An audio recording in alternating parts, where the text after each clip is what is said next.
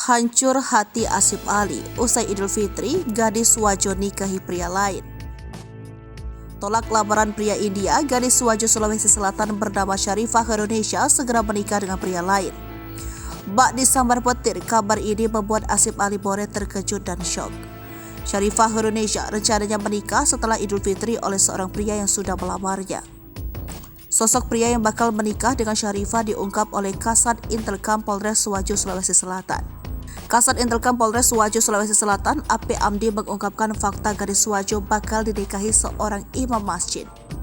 Kini perjuangan lelaki India bernama Asif Ali Bore 32 tahun harus kandas sebab sang pujaan hati telah memiliki calon lain. Asif Ali Bore harus bisa melepaskan Syarifah Indonesia 25 tahun gadis Wajo pujaan hatinya. Pasalnya pernikahan gadis yang sudah mengisi hatinya selama 1,5 tahun ini bakal digelar usai Idul Fitri 2023 dengan mahar 50 juta rupiah. Dilansir dari Kompas.com, Asif Ali Bore yang akrab disapa Ali datang jauh-jauh dari India ke Wajo, Sulawesi Selatan untuk melamar pacarnya Syarifah Indonesia.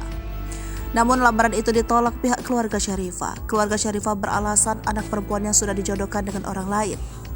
Ali yang datang jauh-jauh dari India dan usahanya untuk melamar kekasihnya berakhir sia-sia.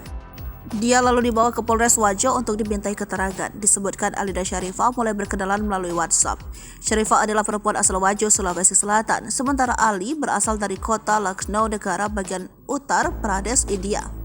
Ali mengaku telah menjalin hubungan dengan Syarifah kurang lebih 1 tahun.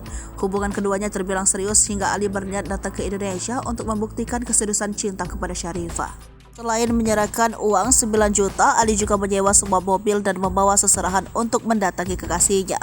Dilansir dari Tribun News, ia menyewa sebuah mobil dengan plat nomor DD 1889TP yang melaju dari Makassar menuju Wajo. Bahkan, Ali rela merogoh kocek hingga 52 juta untuk terbang dari India ke Indonesia. Sementara seserahan yang dibawa oleh Ali berupa berbagai jenis kosmetik dan mukena. Sayangnya kisah cintanya berakhir tragis setelah mendapat penolakan dari orang tua Syarifah.